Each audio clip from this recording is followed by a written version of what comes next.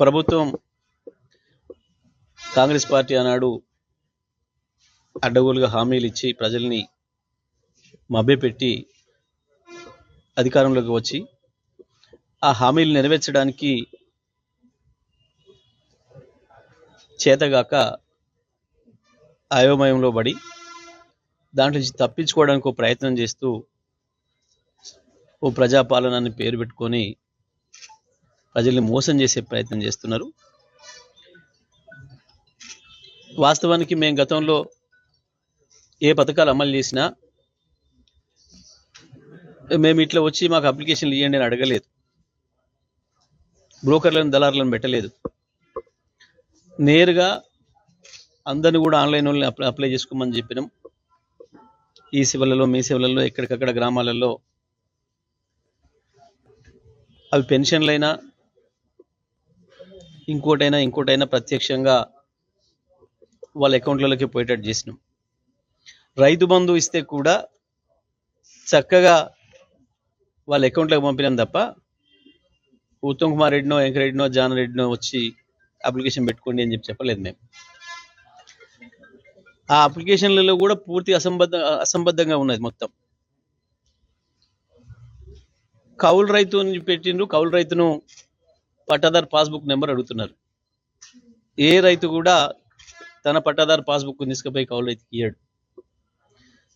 మీరు ఇటువంటి అన్ని దొంగ పనులు చేసిన గతంలో అని చెప్పి మేము ఆ అవకాశం లేకుండా చేసినాం. ఒకరి భూమి ఒకటి మీద రాసి నాశనం చేసిపోయింది మీరు. ఆ రోజు ప్రజానికాన్ని మీరు పెట్టిన వ్యవస్థలు ఆ పీడ నుంచి విముక్తి చేయడం కొరకే మేము దాన్ని తీసుకొచ్చినాం. బ్రహ్మాండంగా రైతులకు రక్షణ కల్పించడం, వాళ్ళ భూమికి హక్కులు, రైతు తన సంతకం పెడితే తప్ప, తన చేతి ఏలి ముద్ర వేస్తే తప్ప ఇంకోటి ఎవడు కూడా దాంట్లో చేపెట్టడానికి కానీ పట్టాను మార్చడానికి కానీ అవకాశం లేకుండా చేసినాం మేము. కానీ వాళ్ళు మీరు మళ్ళీ రైతుల్ని అయోమయంలో పడేసే పరిస్థితి తీసుకొస్తున్నారు. ఇప్పటికే ఉద్యమకారుల విషయంలో మోసం చేస్తూ ఎఫ్ఐఆర్లు, జైలు లేని రోజులు ఉన్నారు, చచ్చిపోయిన సంబంధించిన ఎఫ్ఐఆర్లు.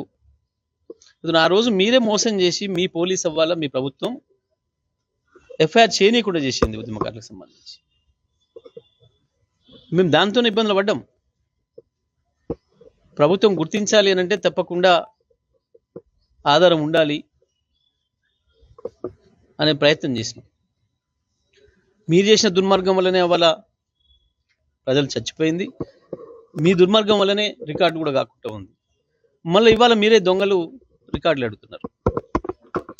ప్రజల్లో స్పష్టంగా కనబడుతుంది, ఉద్యమకారులు కూడా అది కనబడుతూ ఉంది. ఇప్పుడు ఇవాళ ఏం చేస్తుంది ప్రభుత్వం, మళ్ళీ మనం మోసం చేయడానికి ప్రయత్నం చేస్తుందన్న విషయాన్ని ఉద్యమకారులు కూడా అర్థం చేసుకుంటున్నారు వెంటనే.